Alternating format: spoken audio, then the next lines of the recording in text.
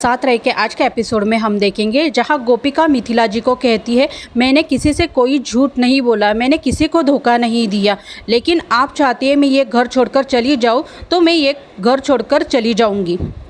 गोपिका घर छोड़कर जाने लगती है। सभी की आंखों में आंसू होते हैं। बा गोपिका को रोक लेती है और मिथिला जी से कहती है, आज हमने माता जी की पूजा की है, आज के दिन हम अपनी लक्ष्मी को घर से बाहर कैसे जाने दे सकते हैं। मैंने तेरे हर फैसले में तेरा साथ दिया, लेकिन आज मैं चाहती हूँ कि तुम मेरा मान रखो। मैं चाहती हूँ गोपिका बहू लक्ष्मी पूजन से पहले घर के बाहर नहीं जानी चाहिए। मिथिला जी बा से कहती है, मैं आपका शब्दों का मान रखूँगी, मैं आपका सम्मान खोने नहीं दूँगी। आप जैसा चाहती है वैसा ही होगा। गोपिका इस घर में रहे या ना रहे मुझे कोई फ़र्क नहीं पड़ता, क्योंकि गोपिका अब इस घर की सदस्य नहीं है। गोपिका लक्ष्मी पूजन से पहले जाए या दीपावली के बाद जाए, लेकिन गोपिका इस घर से जाएगी ज़रूर, और यही मेरा अंतिम निर्णय है। गोपिका दीपावली तक हमारे घर में अतिथि की तरह ही रहेगी। और सभी घरवाले एक एक करके वहाँ से चले जाते हैं। गोपिका अकेली रह जाती है।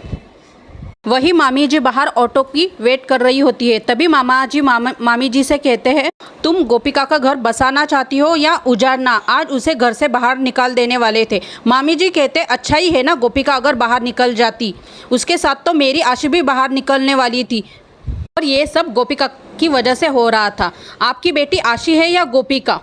मामा जी कहते हैं, मुझे अच्छी तरह से याद है कि मेरी बेटी कौन है, और दोनों झगड़ने लगते हैं। तभी हितेन वहाँ पे ऑटो लेके आता है और वो दोनों वहाँ से चले जाते हैं। तभी तेजल बाहर आती है और हितेन को कहती है कि वो उसे विजय के पास लेके चले। हितेन उसे विजय के पास ले आता है।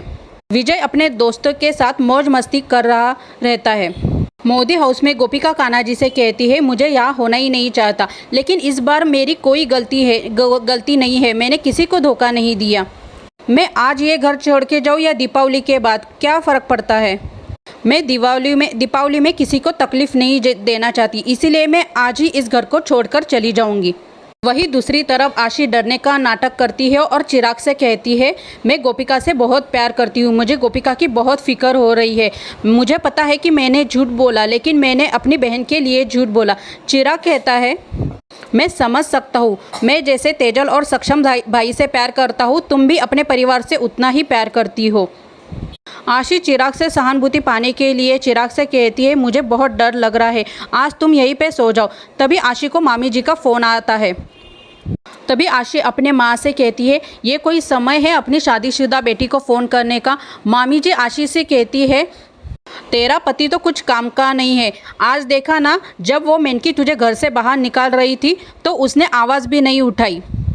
पति तो वो होता है जिसके हाथ में तिजोरी की चाबी हो, और तेरा पति तो कुछ काम का नहीं है। अब तुझे सिर्फ पैसों से अपनी तिजोरी भरनी है और कुछ नहीं।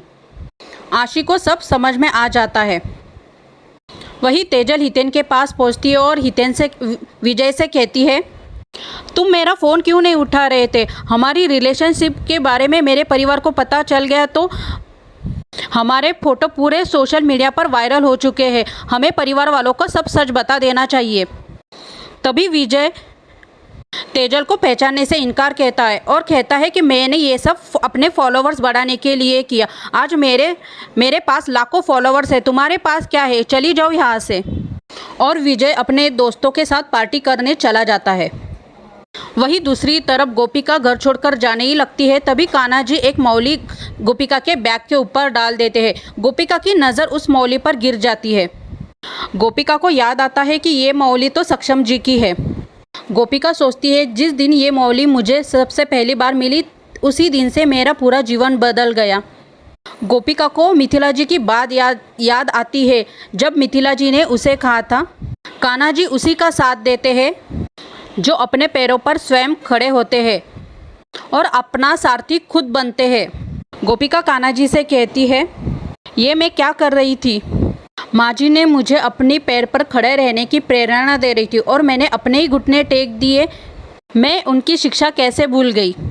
उन्हें सबल बहू चाहिए थी, उनकी आशा को मैं टूटने नहीं दूंगी। मेरे पास दीपावली तक का समय है, लेकिन मैं जब तक यहाँ हूँ मैं अपने घर परिवार के सम्मान की रक्षा करूँगी। उनकी मान मर्यादा बनाए रखूंगी। और आज का एपिसोड यहीं पे समाप्त होता है। कल हम देखेंगे जहां मोदी हाउस में कोई आ रहा होता है और उसकी तैयारी हो रही होती है। तभी गोपिका सभी से पूछती है कि कौन आ रहा है। मीनल गोपिका को बताने जाने वाली होती है। तभी मिथिला बहू कहती है कि खुद बोर्ड पर लिखा हुआ पढ़ लो। गोपिका पढ़ने जाती है लेकिन उसे पढ़ना नहीं आता। तभी तेजल आती है और कहती है क्या भाभी आप इतना भी नहीं पढ़ सकते। और आज का एपिसोड यहीं पे समाप्त होता है। दोस्तों अगर आपको मेरी अपडेट अच्छी लगती हो तो मेरे चैनल को सब्सक्राइब और लाइक ज़रूर करना।